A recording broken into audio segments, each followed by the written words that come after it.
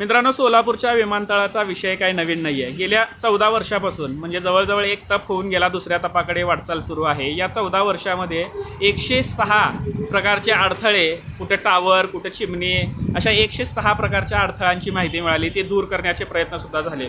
मागच्या वेळेला सिद्धेश्वर साखर कारखान्याचा जो अडथळा होता चिमणीचा, तो चिमणीचा अडथळासुद्धा सोलापूरकरांनी दूर केला.